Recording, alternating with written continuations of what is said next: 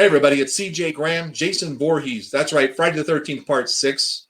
And you're listening to thescenesnobs.com. What's up, Casey? How you doing, buddy? I'm great. How are you doing, Mick? Wonderful to see you. It's wonderful to see you, too. I'm doing all right, man. I lost a few more pounds. That's fantastic, brother. Yeah, I got to say, you've really been looking good. You're sounding great. The pictures have been wonderful. I'm glad you're moving forward, brother. Thanks, man. Noom has really been helping me, and I think it can help everybody else, too. So you want to give them the read now? Yeah, I'd absolutely love to. I know that Noom has been helping you, as so many others, with their daily lessons, their personal coaching sessions and support groups, their tracking systems. Then they won't tell you what you can or can't eat either because they don't believe in good or bad foods. Instead, they'll give you the knowledge and wisdom you need to make informed choices that fit your lifestyle. Nice, man. So everybody go give Noom a try. They have a special quiz you can take, and they have some discounts and stuff available. Check out our affiliate link down below or on the website. All right, everybody, let's get this party started and start this true-ish crime mystery.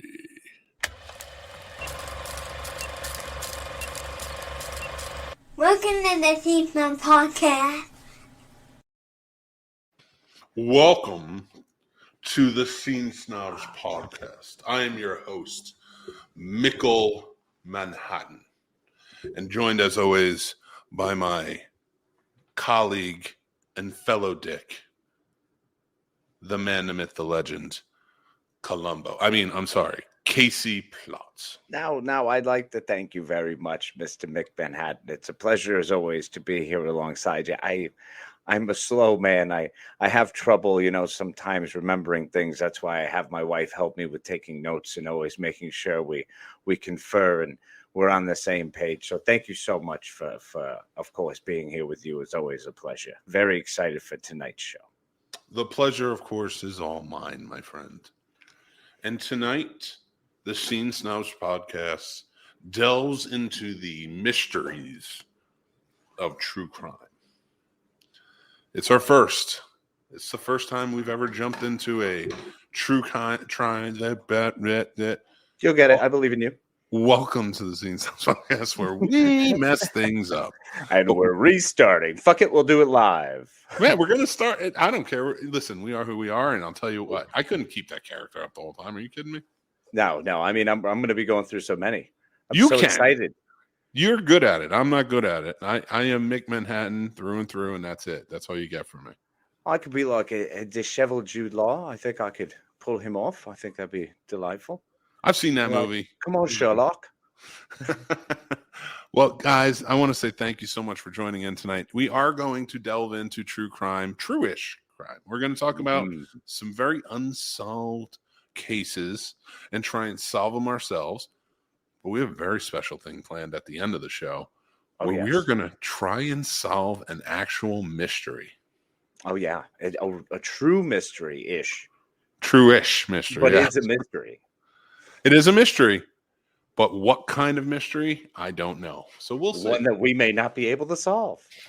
That's true. We are on a timer for it, and then we are being scored. So it's going to be a lot of fun. Unless, of course, we're coming like Luther. Like, it don't seem right, does it?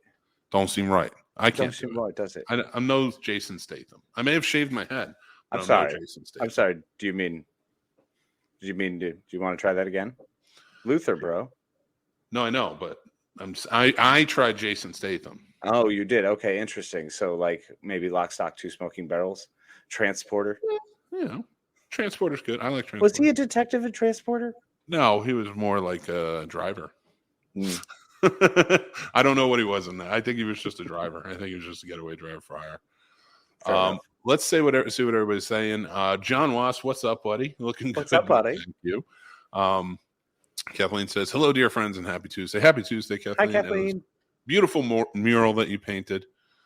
The chicken says, yo, what's going on, chicken? Make sure you head over to his YouTube channel and follow him there. Radar. What's up, Radar? How you doing, buddy? I have no idea what Mick did, but it seems like part of the mystery will be whether or not he'll make it back. So in the meantime, he is. Never failed. I hit my mouse with the pipe. I'm done. You're bad with props. So bad with props. Thank God I didn't end the show. Chris, we're What's excited up, Chris? too. Thanks for joining in. Liz, thank you for joining. Hello, Liz. Let's Scooby-Doo this shit. Right? I'm right, Radar. Let's do it. Zoinks. So before we get Like started, we're gonna there's do been it, Scoops. there's been a big development in the world of superheroes. There certainly has a huge one, a feral animal-sized one might say. Yeah. And I think the crazy thing about it is, well, let's just announce it. So Ryan Reynolds came out and talked about Deadpool 3 and the advancements that are going on it. And he let one big thing go, and that was that Hugh Jackman is going to be playing Wolverine in Deadpool 3. That's right, folks. Hugh Jackman is returning as his titular role as the Wolverine. Super freaking exciting. Yep. He's amazing. The chemistry those two have had is phenomenal. The look in Ryan Reynolds' eyes when he, agreed to it is just, it's my heart. It's exactly where it belongs. It's very exciting. So this is going to be cool. And that means we're getting X-Men smashed into MCU. Yep, So absolutely. definitely 2024, if not beforehand. I mean, we already have. We've had Xavier now, so it's real. I want one scene in Deadpool 3 once it's in Marvel, and that is just Wolverine, Hugh Jackman in there, and Deadpool desperately trying to start a fight between him and Hulk. Yes. That's it. I just want him to keep trying to set it off, and it would be wonderful. Mm-hmm.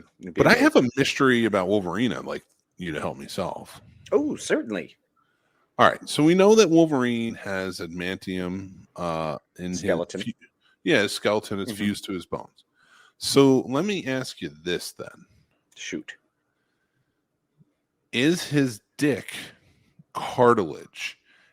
And if so, is it vulnerable because there's no adamantium in it? Ah, Mick. Well, you see, my friend, Okay. he just because it's referred to as a bone-er does not mean there is actually anything but muscle tissue as part of the. There's the pelvic human bone right phallus. there, though. Right. Yeah. No, and that would be coated, but then his dong, his human piece, his manhood, the wedding tackle would only actually be it can regenerate because he has the regenerative properties.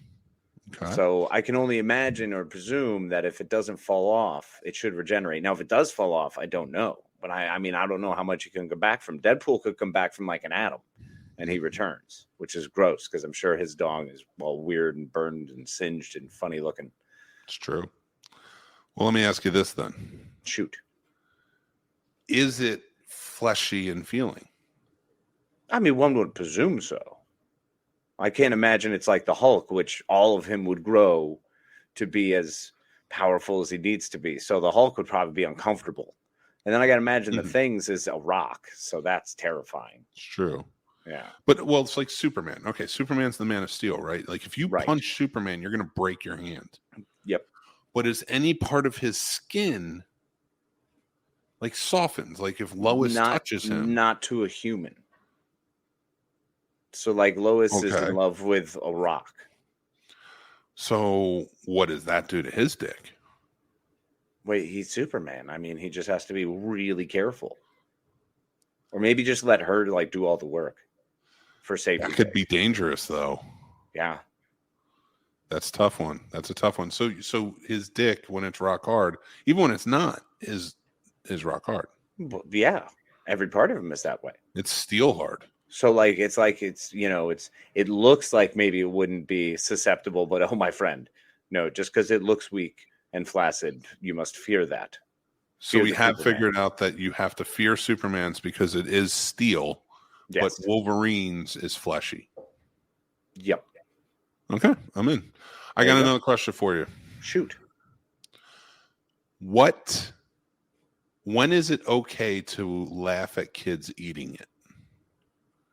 I think if the kid is legitimately not hurt, if it's a mild scrape and something you can, get them up from. I think also because those mild scrapes, if you can just try to make them do anything other than freak out and be scared and cry, that's usually pretty good. Well, all right. So let's say you're watching a bunch of kids ice skating. Well, are we talking, did you throw a child from a building? That's not cool. No, that's not funny. That's a problem. I don't want to murder anyone. I'm saying eat it. Okay. Like they hit something hard. I mean, it is. I'm just thinking about it, and it can be amusing. It can be very amusing. Yeah, and I'm not saying as long as it's not my kid. Like, because like when River does, I freak out. I'm like, but then I have to not freak out, so I immediately laugh because that's what I do. Sometimes my kids, like when they eat it, it's kind of funny. Sometimes, and again, it's not like they're down and crying and you're in their face like, and that's horrible. That's terrible.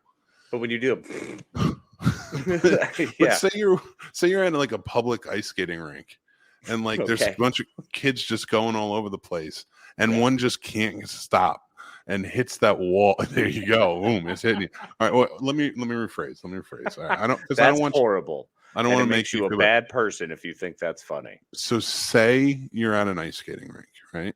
Okay. And this kid whips past you at like 40 miles per hour and brutally hits the wall. Like they were flung? Like that sounds like someone flung them. Like they just can't stop. I'm pretty sure that's a crime. Kathleen says, I laugh a little when Honora falls unless she's actually hurt. I always make sure, like with my kids, like, are you okay? Yeah, of course. And like that's my first response. And as soon as like I know they're okay, it's laughter. Yeah. Other kids, well, because laughter's the best medicine. That's what I constantly tell my child. I'm like, yeah, just laugh about it. It's hilarious. And then like, meanwhile, you're putting pressure on the gash. Like, all right, we got to get to the hospital. Like, this is terrifying. Other kids, it's a different story. Other kids, because it's like, all right, I'm not going to be the one to ask, are you okay? You're just going to make sure you skate by them slowly and laugh at them in this rink. No. I laugh from afar. I make sure I have at least 50 feet. So that way, the parents can't hear. Radar brings up a good point here. I don't want to hear what anybody bitching and moaning like, I can't believe you're laughing at kids. They made an entire television series that's still around. It's 100% true. If I think it could be shown there, I laugh. Yeah, like if a kid falls into like a wood chipper, I'm not laughing. Well, that's not funny. Exactly. Yeah, that's we're saying the same thing. Right. I'm saying that it's not funny, and I think that's what you're saying too. Oh no, absolutely, I'm with you.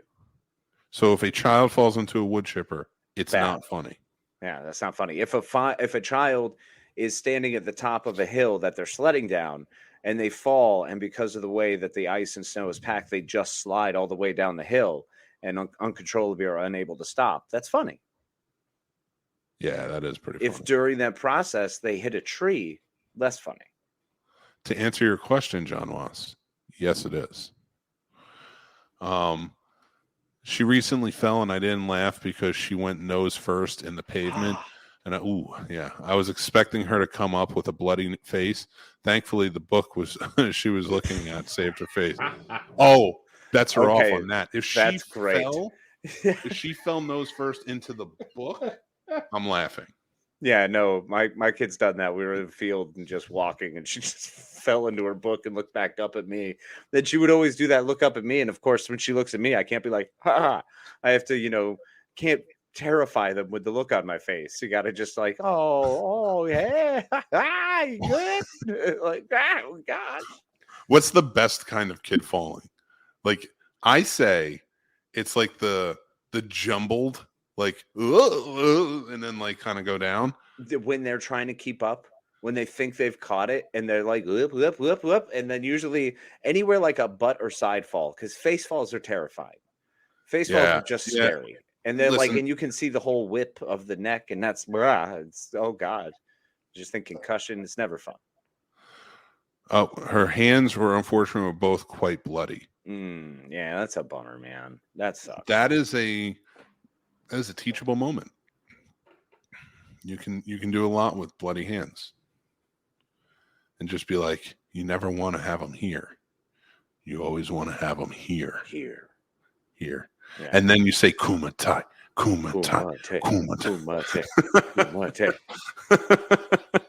Just squeeze. It's like lion. Or like, see, that's one of the great moments. Like when River like got her bloody hands after 14 hours of training straight against the log, just punches, and it was like, these are the moments you will learn. And then I gave her, her bowl of rice and wrapped her hands in linen.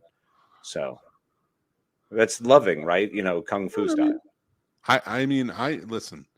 It's not like, when it comes to my kids and their training and stuff like that, I don't like to take it too far, because when you they can fight 3 grown adult men, but 4 is pushing it at this. He's 6. Like Jack is 6. Exactly. And you've got to remember to pace that properly for a 6-year-old. You can't, we're not at the point where you can have them go 3-on-1 yet.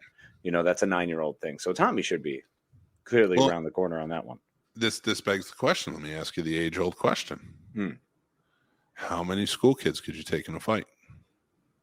Well, the thing is they swarm. So you have to treat it like it's an entirely different beast. You have to make sure you can get it the high ground, really. Let's talk about but I want to announce before we even get into it, so anybody doesn't get mad and cancel culture. Right. These are cannibalistic children Naturally. from another dimension. Maybe zombies. No, because you can 28 days later. Out. Zombies. Let's stick to other dimension where they don't really matter. Okay, yeah, I like this. All kids on this earth are fine. Right, yeah. No, this is like Xanadu, Xanarth. These are cannibalistic children from another dimension. Naturally. But they don't bite during their fight. They want to kill you and then cook you and eat you. Oh, gosh. So the whole process. That's fine. Yeah. These kids have the strength of a normal everyday kid, though. Okay, valid. So you're on the schoolyard. Now you're saying you're going to a high... Where obviously one would just hang about, of course. In that trench coat and hat. Yeah. Oh, great outfit. This is my swinging outfit. I think if you... All right. So say 50... I can feasibly do 40 to 50. Okay. Because if you can fight one bear, you can fight 50 kids. It's not... I mean, valid, but you still have a death aura. It's not actually fighting bears. But I know, that's true. But here's the thing. You bop one right in the nose right off the bat. Yeah. You explode that kid's nose. Yep. There's at least 10 or 15 kids running for the hills. No chance you're going to reservoir dogs your way out of this. You're not. No, you still got to fight. Because this is still a bunch of alien kids who are just coming at you, right? So they're these are interdimensional children. Sorry, interdimensional from the mirror dimension where they don't count. So it would be a great chance to use some forearm shivs and really you can Heisman your way through a good chunk of them, and you just got to keep your feet high. You can alternate between high knees and kicks, depending on what you're feeling at that time. You can never stop moving though, because they swarm so quick. At what point do you grab one kid by the ankle and then by his belt buckle and start swinging at other kids? I mean, that's move number 2. Okay. Yeah. I just want to make sure. Because they're still coming in, they're still trickling in. So after you've gotten through, being able to stiff arm them out of the way, once they're now when start if the group starts encircling you, that's when you grab the belt and you really got to whip them around. Yeah, I like that. Yeah. And you got to protect your hands. You really got to protect your knuckles because that's a lot. That's a lot of bone. Yeah, that you're hitting. Yeah, all right. That's like 50 people. Yeah. Now I got to say, unfortunately, due to the fact that I'd be eaten alive because I just couldn't take a swarm. I couldn't take one. I'd look at them immediately and just be like, children, and then I mean that's the reality of it. I would run across the merry-go-round, and as a bunch of them jumped on it, I'm just gonna start speed hustling them. That's why it's got to be zombies, man. I would feel way better about I'm releasing their spirits instead of or could they be demons? Demon kids are cool. I could do that. They're demon possessed kids. Okay, that's better because if they're just I can't with no powers. Kids. With no powers, just demon kids. And to answer Sturdy's question, how old are the punk ass kids? Elementary school. It's got to be. It's got to be. Because you get into middle school, it's probably more like 15 or 20. They're a little bit bigger. They're a little bit older. They're a little bit pushed around. They're going to release some energy. Yeah, I'm not down for that. Man, I'd take 3. And the high school kids? Yeah. 10. Well, they're all they still have energy. I'm slowing that's down, because you got to get like, first off, you got 10 high school kids. Yeah. That are demons. Remember, these Well, are yeah, demons. no, demon kids. Yeah, all demon kids. You got to take out the biggest one first. I'm not that guy. I'm more of like, if you got to take a couple of them out, I feel like you always pick off the weakest first. Anyone who could be an opportunity striker, you want to make sure you knock out that, so that way you don't have to watch your back the whole time. No, the weakest is when you want to run. When you want to run, you got to do the weakest and get out of there, because now you have your opening. Right. Fair. When you're staying for the fight, you throat punch the biggest one. Once that happens, the next one you hit, you better use your elbow, and it better be blood, because you got to scare at least 2 away. Yeah. Yeah. There's always going to be some blood, that so don't it's want to like come. black or something, so it's crazy. I feel like we're really getting into this, but they're demons. This is really pretty heavy. Yeah, I feel like we should probably get off of like beating demon children up. But I mean, I'm just saying, if it was in Demon Night, I don't think I would make it very far, because they're all adults. That's a different beast. Children are terrifying. That's why my gnome barbarian is based off of a 3-year-old. A 3-year-old with a warhammer, no knees, are safe. Heck yeah, you knock them down to size, then pop them in the skull. That's pussy talk. No, I'm kidding, of course. Mm-hmm. I would just use Stormbreaker. Take them out. Of course. It's going to be the beginning of Thor Love and Thunder in that playground. If you ever wanted to try wrestling moves, that would be no. Yeah.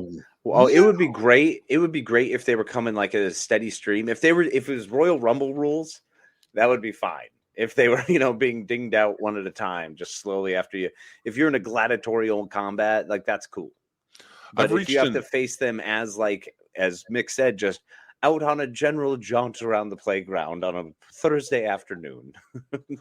I've reached an age where my body is, if I do any wrestling moves, especially off the top rope, I'm just going to end up like the Ram from The Wrestler. And that's why he's staying up with Noom and getting himself back in fighting shape. So that way, when the demon children attack, he'll be ready to take on at least 37. Sturdy says middle school and high school kids are bigger than me. You better stay out of there. But the demons don't fight regular kids. Yeah, no, that's weird. My 3-year-old nephew can beat me up, laugh my ass off. Liz stands no chance going versus kids. These demon kids are going to take over, guys. Come on. They are. Yeah. Today on the Scene Snobs, the science of fighting children. No, radar. Demon children. Demon children. Demon children. Get it right. Demon children. I know. Powers. Look, I saw a bunch of them in because I went to Spirit Halloween this past week. One of my favorite places ever. And they have those little demon babies and demon children and stuff. And I'm like, man, even as a baby, like a little 6-month-old demon baby would be difficult for me. Yeah. I mean, you can punt that thing, though. No, you can't punt it. Look, I'm not saying you wouldn't be able to quickly get rid of it. But still, there'd be a moment of, damn, this is a baby. I feel like it's a Keith David line. No, there's something where, like, if you punt a baby, like, and I'm talking a demon baby now. Demon baby. You know, I'm paraphrasing, but like a demon baby. There has to be something satisfying about that. Not a real baby. Not a real baby. Never a real baby. A demon baby, though, with like teeth, and they're like blue, and they're weird. Yeah, and green eyes, and no actual eyeballs, just sockets where eyes are supposed to be. Yeah. To watch that little frame just fling head over feet. There's to be a satisfying moment in that. It's like, I did that. That was me, and I succeeded today. So what level of demons? I'm just kidding. Okay, let's see what Radar says. Grab the smallest demon by both ankles and use it like a bat. Why not just use a bat? Yeah, seriously, if you have a bat around, why doesn't everyone have a bat around? You all remember the kids from the Children movie? Yeah, it was terrifying. Yeah, that's what I'm talking about. See, I don't want orphan girl. Oh, Well, she was like 30. I can easily throw her out of a fucking window. Shit. She's going. She wasn't really intimidating at all. No. And see, No. that's the fucked up part about it. I've watched both those movies, and let me tell you, there's like, it's not happening. Like, I know that like they're like, oh, she was cunning and she was conniving. Fuck, I'm taking one look at her. I'd be like, your choker is giving you away. Red alert, you're out the window. Like, it's gone. Like, that's all that's gonna happen here. If we can bring weapons, then 150. Sturdy went way up. No weapons. That's not fair. What are you talking about? Whatever's around, whatever's available, whatever's on hand. This is survival, man. That's true. They are demons. Yeah. What are they? You gotta fight demons with whatever you got. Worse. Demons. All right. I'm gonna tell you right now. I don't know about demons. They're the worst. We have Demons are a mystery, aren't they? We are, let's pivot. Let's pivot this conversation because we've done enough talking about kids. I don't even know how this started, Casey. Why do you have to bring this shit up? Are you kidding me? You are outrageous, sir. And I will not deal with that. I feel like I'm gonna turn it like Dennis Franz by the end of this show and be like, I don't even know where everybody's at and why people keep getting shot, but I keep losing partners. And you're not allowed to be Dennis Franz. You cannot be Dennis Franz because all of his partners have been killed on that show. All of them. No way is that happening. You know, they talked about bringing that show back, but with his kid. Like, so it would have been Sipowitz's kid. So Sipowicz has a worse kid who has a worse life? Actually, I kind of love it. Let's go at Andy Sipowitz's son's shit life. There you go. Who was the worst cop, Andy Sipowicz or what's his name from The Shield? Wait, Michael Chiklis's character? Yeah. Oh, come on, dude. I mean, obviously it was Sipowicz. So at least Michael Sipowicz, really? character. Yeah, Chiklis's character was getting something out of it. Vic Chiklis Mackey was murdering making left and right. Yeah, man. Vic Mackey was making that money, bro. Oh my god, that show. I love it. Guys, it's mystery time. I told you we'd solve some. I want to be Elliot Stabler. Everybody wants to be Elliot Stabler. Yeah, seriously. I just want to be Chris Maloney. If you take the hat and the thing off, well, no, because you got more hair than Maloney. Yeah, sorry. Go shave your head real quick. I'll wait. I'll wait for you. Stand by, people. I'm Chris Maloney now. Oh, shit. Actually, yeah, you get to be Stabler. How about that? Yes. Stabler. Now, how many kids could Elliot Stabler kill? Well, it depends. Is he on a PTSD rage? Because he could go deep. He can go deep. Oh my god, that guy was the worst. They're all terrible because even when they're beating up pedophiles in the interrogation room, you're like, there's no due process. You're just gonna wail on them. Well, I mean, they didn't always wail on them. Sometimes the people fell. I think Ice-T was the best cop on that. Him and Munch were the best. Well, Munch was amazing. Munch was my favorite. I really liked Munch. He was the one who was the most like Sherlock-y cop. He got to the in-depth part of it, and then Ice-T kind of took that and ran with it. So they did a good job of that. Well, Except Ice-T does a lot of the weird, stupid inner city shit, and I'm like, really, guys? This is what we're doing time and time again. Cool. So Munch spanned 5 shows. Really? Yeah, Munch brought like, so he had Law and Order SVU. He started in Law and Order, Homicide, right? Life on the Street. Oh yeah, and it was Munch. He played the same character all throughout. Richard Belzer playing. Yeah, he was on The Wire. No, was he? Yes. Yeah. He showed up there because it was still Baltimore cops, and the guy who made The Wire made Homicide. Oh man, that's great. So in The Wire, he's visiting. He's up in New York in the SVU. SVU. I'm gonna have to dig back. I've got to dig back through for that. I mean, I could be one of the cops from The Wire. But there's 2 other shows that he brought into the fold. Okay, what else? Was it LA Law? No, I wish.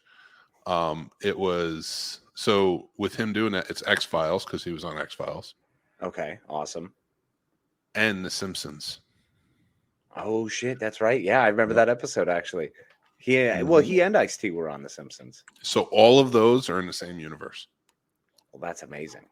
It is truly amazing. And technically, if he wasn't on X-Files, it would still count because the X-Files was confirmed on The Simpsons. Yep, very true. So it all ties together. Radar says, or D'Onofrio from Law & Order back in the day. I have the build for that. Sure, me too. Yeah, no, D'Onofrio was pretty good. I really did like him, but it was that Criminal Intent was one of the most absurd ones because he would just be like, and now I figured it out. And I'm like, they're doing Columbo in a dumber way. It's true. They really are. All right. So we are going to talk about some unsolved mysteries. Let's do it. Unsolve them or resolve them or attempt to solve them. We're going to solve them. Of course. We're going to solve them right here. We're going to come up with our own theories. Let's do it. All right. Before we get into a lot of the big ones, I'm gonna start with, where are the Sodder children? Okay, let's jump right into it. Let's go. The next unsolved mystery is similar to the Pollocks. George and Jenny Sodder of West Virginia were forced to cope not only with the immeasurable loss of their children, but also the mysterious circumstances of surrounding their loss. Are you laughing? Oh, I thought you were laughing. I thought you heard loss of children and you thought I fought. Please, just the facts, ma'am. All right. After the Sodder home burned to the ground on the night before Christmas Eve in 1945, 5 of the 10 Sodder children were still alive and accounted for. But what about the other 5? From all accounts, it would seem that they had vanished into thin air. Notice how we don't say vanished into smoke.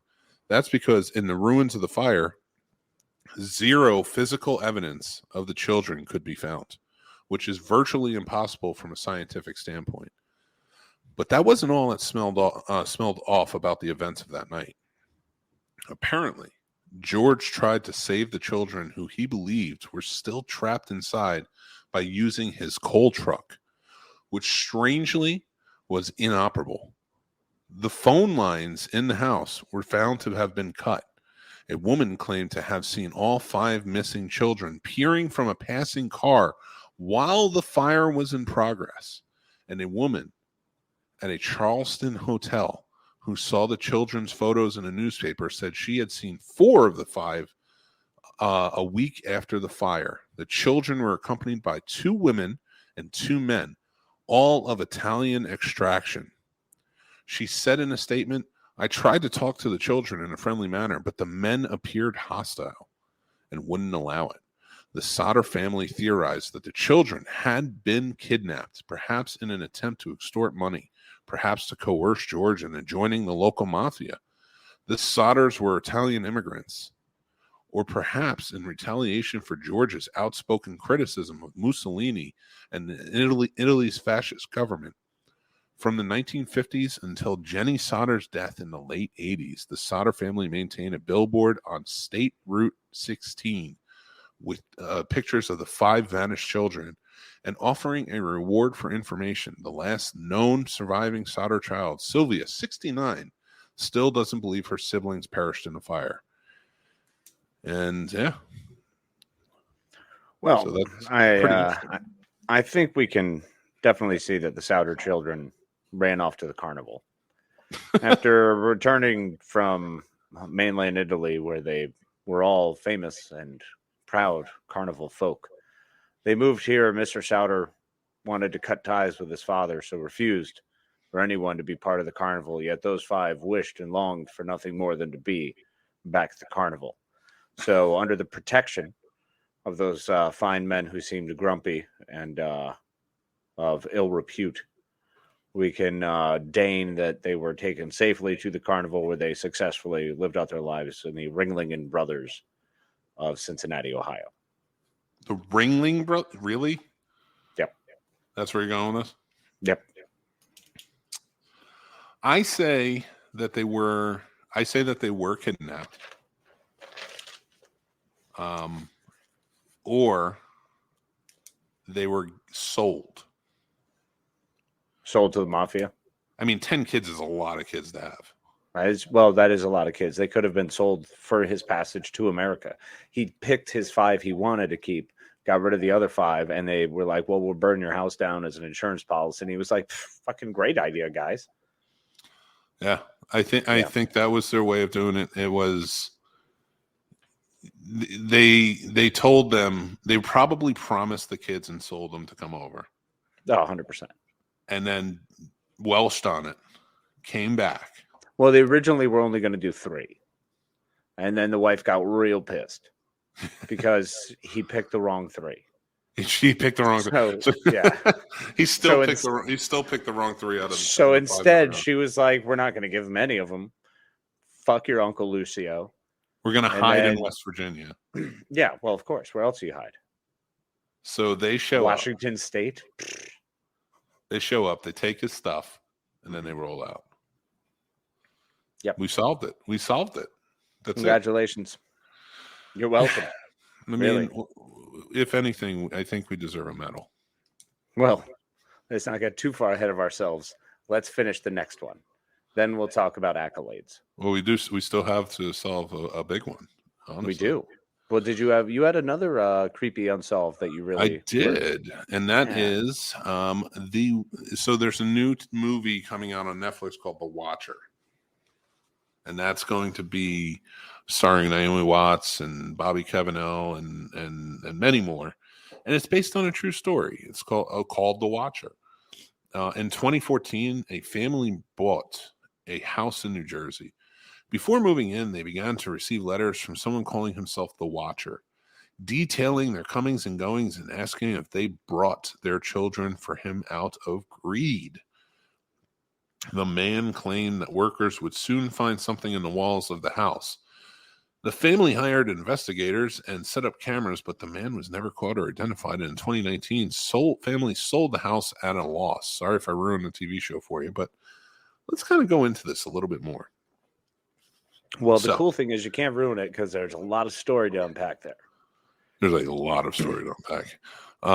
So the story goes as such. One night in June 2014, Derek Brodus had just finished an evening of painting at his new home in Westfield, New Jersey. When he went out, that's a rich neighborhood. When he went outside to check the mail, Derek and his wife, Maria, had closed on the 6-bedroom house at 657 Boulevard, that's a stupid name, 3 days earlier, and were doing some renovations before they moved in. So there wasn't much in the mail except for a few bills in a white card-shaped envelope. It was addressed in thick, clunky handwriting to the new owner, and the typed note inside began warmly. Dearest new neighbor at 657 Boulevard, allow me to welcome you to the neighborhood. For the Broduses, buying 657 Boulevard was okay. We don't need all that. That's just you're going into it. Yeah, they were all happy that they bought that. I mean, I think first of all, they're clearly their first mistake was moving to Jersey. I knew you were going to say that. They missed the penalty of you have to sacrifice a child when you move here. Because you need Let me tell you something. Pretty low on your happiness scale. If you already live there, it's fine. You've already grown up there. But if you bring like joy into their state, they're like, nah, not too much joy. You're a dick. That's not true. All right. But Derek kept reading the letter from his new neighbor, and it took a turn. How did you end up here? The writer asked. Did 657 Boulevard call to you with its force within? The letter went on. 657 Boulevard has been the subject of my family for decades now, and as it approaches its 110th birthday, I have been put in charge of watching and waiting for its second coming. My grandfather watched the house in the 1920s, and my father watched it in the 60s. It is now my time.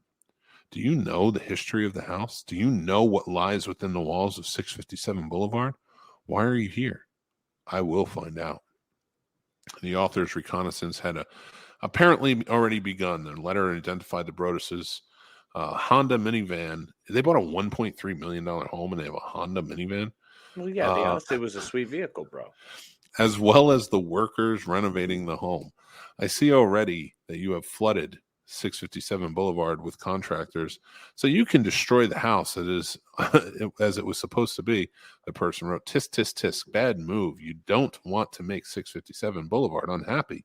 Earlier in the week, Derek and Maria had gone to the house and chatted with the new neighbors while their children, who were 5, 8, and 10 years old, ran around the backyard with several kids from the neighborhood. The letter writer seemed to have noticed you have children. I have seen them. So far, I think there are 3 that I have counted. The anonymous correspondent wrote, before asking if there were more on the way. Did you need to fill the house with young blood? I requested. Better for me. Was your old house too small for the growing family? Or was it greed to bring your children? Once I know their names, I will call them and draw them to me. That's creepy. And after that, no one would have any idea where they'd wind up or how much further this man would be willing to take it. Now name the Watcher. Where would he go next? Where would he come from? Who was he? Like, that's creepy, man. I'm not okay with that. This is a sinister situation. If you walk into the attic and there's a fucking box of old movies there, don't fucking watch them. You leave. You're done. Oh my God. Especially, oh my God. Wait, have you been everywhere in your new house? Did you check all your shit in your new house? Yes. Oh, God, yeah. Attic check? There would never be moved in if I didn't check. I'm not an idiot. I've been doing this too long. Just making sure, bro. Dude, oh, that's right. There's stuff in the attic. Letters. And they call you by name. Burn them. Like, we know you're Frank. Wait, I'm looking out the window now, and there's somebody standing outside of my house. Does it look like me? Because I'm on a time delay. Just skids out, disappears. It's like Scream, 30-second delay. Who do we think the Watcher is? Do we think it's some old neighbor? Like, I want to say it's just a crazy person, but unfortunately, crazy people are not always good people. Well, let's say that's it's obviously a neighbor of some sort. Maybe it was the neighbor who was there. Maybe she's unhinged and just wants to fuck with people. That's true. Well, let's think about it. So we have his father or her father, whoever it was, watched the house in the 60s, they said, right? Mm-hmm. Yeah, which is fucking weird. So let's say they were in their 20s in the 60s and they watched the house. So they probably had this child in the 70s, and this happened in 2014. This is an old person. So do you think they were like stalkers, or do you think they were just like peeping toms? Were they people who have been around? Were they caretakers of the estate at one point? Yeah, I don't know. If you're saying watch the house, I assume you're a caretaker, or you were babysat by the cousin, and then they, grew up and left, and then you still came over and, sat the house when the family was out of town. All right. I'm going to go 1966 Batman here and jump to a conclusion. Do it. Both feet. I think it was the Riddler. No, it's clearly... Gee golly, Batman. It's clearly a neighbor just having fun. It's got to be. Okay. Does anyone die? No, they moved out. Okay, so they kept getting letters. Yeah.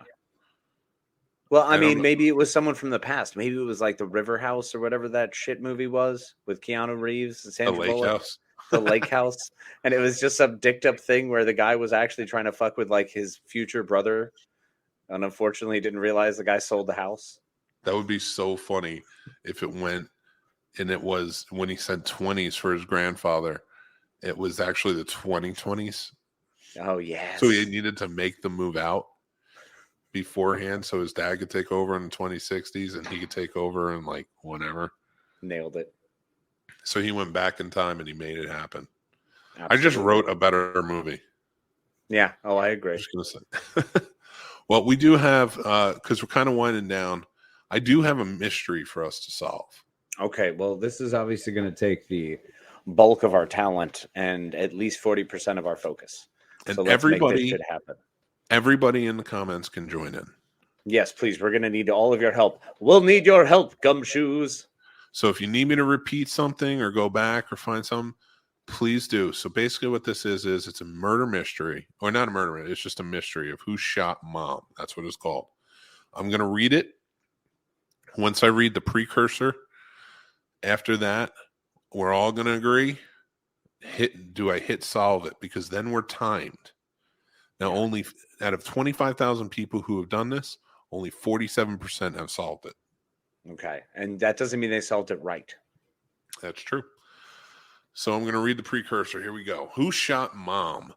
As I look back on my youth, I fondly remember our family's Saturday night ritual. Of course, over the years, most of these nights tend to run together. Every Saturday was the same, except for one particular night. That is a night that stands alone in my memory. After all, it was the night my mom was shot. She certainly was not hurt, but if she reads this story and figures out which of her sons shot her, that son might not be getting much in the way of a Christmas presents this year. Confused? You should be. Let me start from the beginning. There's the precursor. Now, are we ready to delve in and start this timer? Let's go. All right. Attempt the mystery. As I look back at my youth, I finally remember. Okay, so I read that. Let me start from the beginning. The year was 1972. We were living in a small town in western Pennsylvania. There were 3 of us. Roger was 15, and Rory was 10. I was the middle child, and 13 years old and I was 13 years old at the time. Now that my brothers and I were older, we no longer needed a babysitter. Given the way we had always tormented babysitters in our youth, it had been a while since my parents had found anyone willing to watch us. And so, when we were old enough to stay home without a babysitter, my parents started to go out Saturday evenings. They've been doing it for several years, even when the shooting occurred. Geez, Carol, would you hurry up? Dad yelled up the stairs. We were going to be late. I didn't need to look at the clock to know that it was exactly 8:17 p.m. It was Saturday night. And like every other Saturday night, Mom and Dad were heading out to see a movie after dinner. As I mentioned in the beginning, every week it was the same routine. We would finish dinner around 7:45 p.m. or so. Mom would then go upstairs and start to get ready to go out with Dad. While Mom got ready, Dad took the family dog, Misty, for a walk around the neighborhood. It was always the highlight of Misty's week. Misty loved my dad. Dad and Misty made it home from their walk at exactly 8 p.m. so that Dad could watch Archie Bunker and All in the Family. He walked in the door and Misty had jetted straight toward the family room to sit on his favorite chair. All in the Family was the one show that Dad watched religiously. Nothing came between him and that show. What's more is that Mom made an exception to the no food in the family room rule. She let us have our dessert in the living room during the show.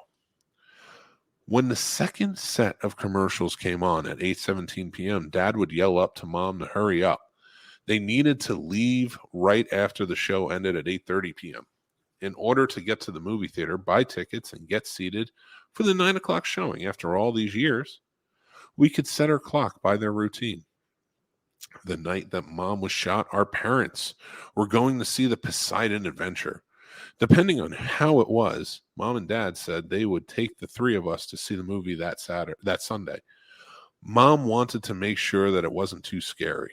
The movie was rated PG, but it was listed as an action thriller. Remember, Rory was only 10 years old at the time.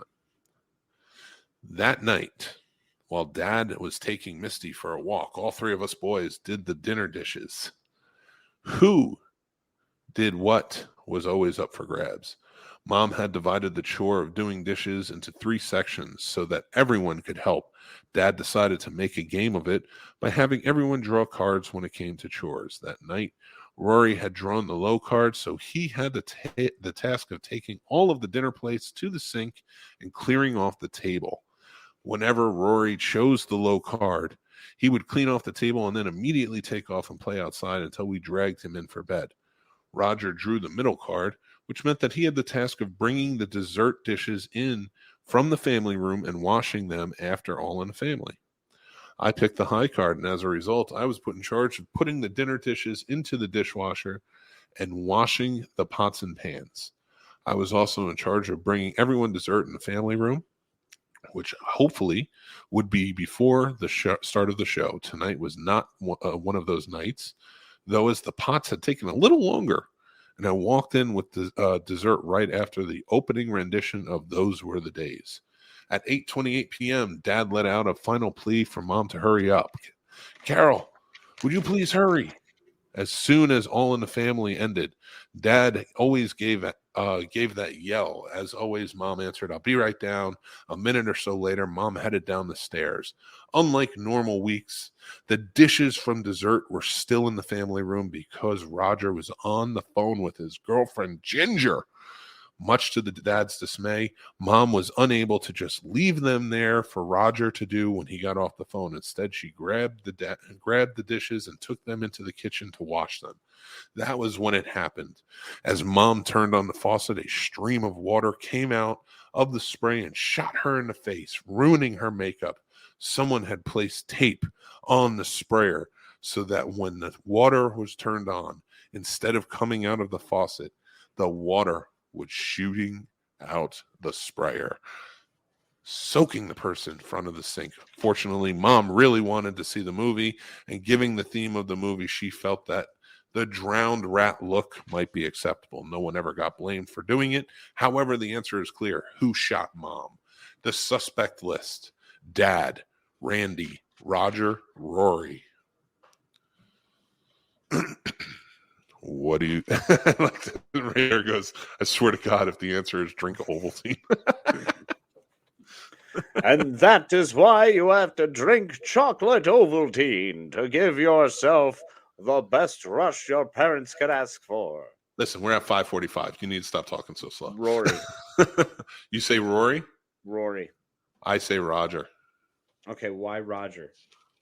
I think Roger just didn't want to do the stuff, and so he thought his mom would come in, so he set her up for the prank. You think Roger nailed her with that while he's on the phone? Yep.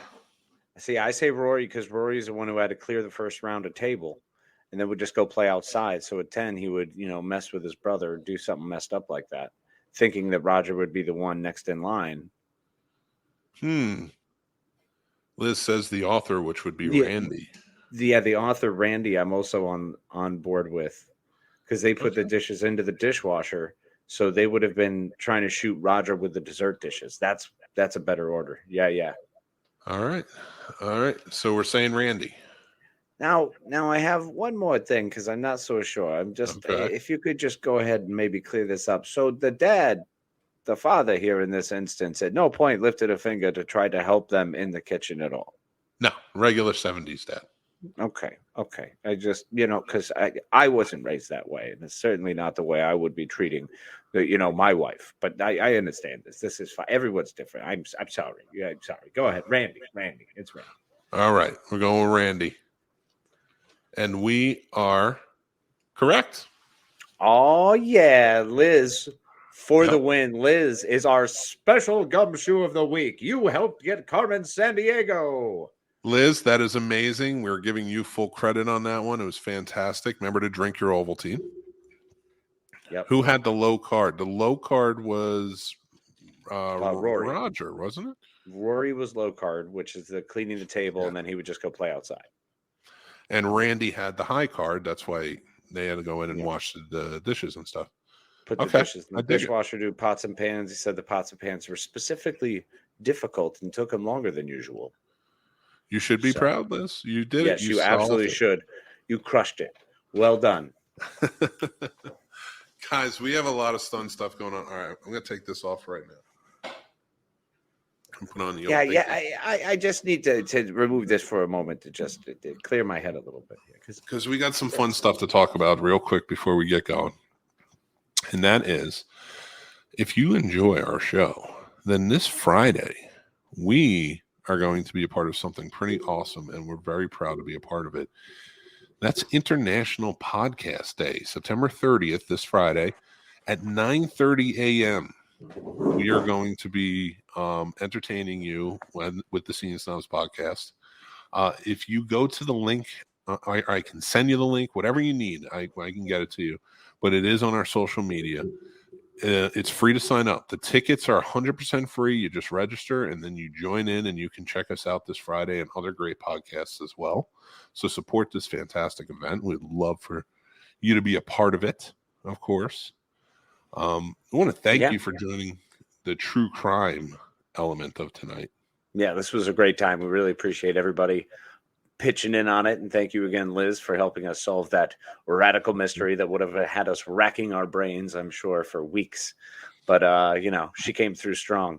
Really excited to be a part of International Podcasters Day on Friday. So going to be a lot of fun, part of a group of a lot of awesome people, a lot of fantastic friends we've made along the way. So it'll be a hoot if you're able to tune in. You don't have to just hit us, your favorite snobs at 9:30. Make sure to tune in for some other fine folk that they'll have throughout the day. Yeah, some fun stuff. And we have some great stuff going on, too. Of course, the other night we did our number 74 through 50. Of course, I started at 95 days to Halloween, watching horror movies. I'm currently at 35.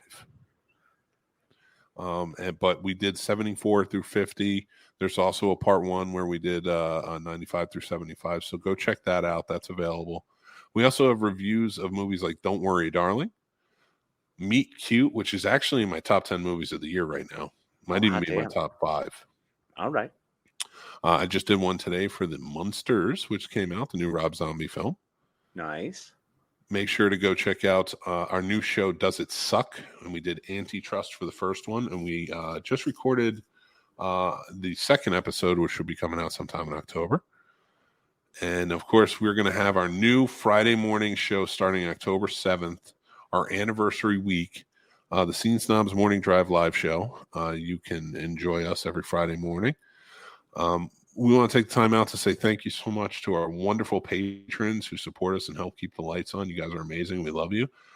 Tim, Paul, Stacy, Matt, Aaron, Chris S., and Chris H.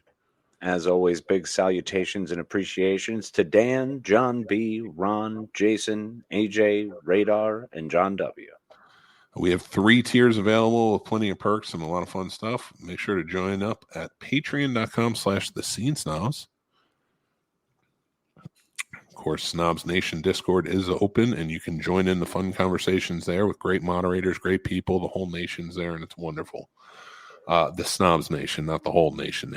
No. I mean, the important part of the nation, the Snobs Nation. Sooner or later, everybody will join in. It'll just be crazy, but it'll be fun. So make sure you join in there. It's a nation of love, and it doesn't know borders. It's the Snobs Nation. That's true. I love it. Make sure to hit like on this video on YouTube if you're watching or anywhere you're watching it. And then head over and subscribe to our YouTube channel because we have great shows over there like Scene Snobs Reviews. Real Combat Season 2 is coming back in October. Plot Roast, Geek Fest Live. We, of course, have the Morning Drive live show. We also have Does It Suck, which is coming out, and more, and plenty of special events that are going to be coming. All over the place. We're loaded up. And you can also help support us by grabbing some merch. Go ahead and sport some of your favorite stuff. You want to head into the office knowing confidently that you'll be able to tell people what the strongest ship in the fleet is. Grab one of those mugs off of our merch store, which you can find at Linktree, with all of our other great places to connect.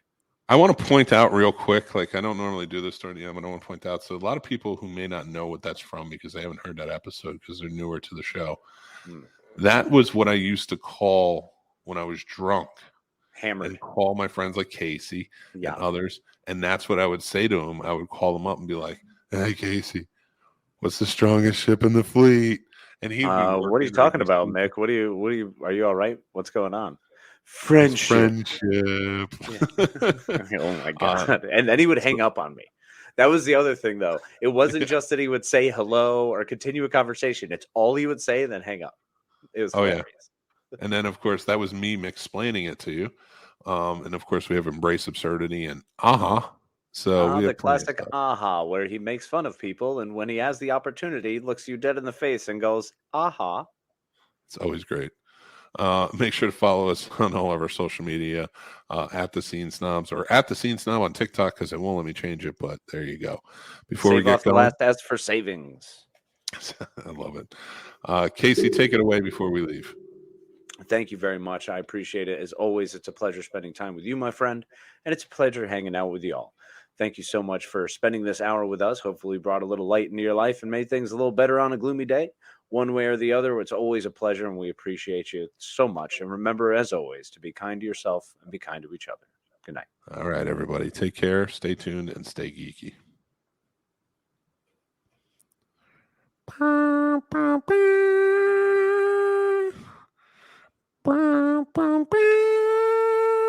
taps for all those. It's demon like they're children. trying to go for taps, but it's like a really weird taps. It's like it's a synth version of taps, like bam, bam, bam. Yeah. I went a different way with it, Casey. Bam, bam, bam. It's for all like, the demon children that died. Yeah, I love it. That's good. I don't know what that one was.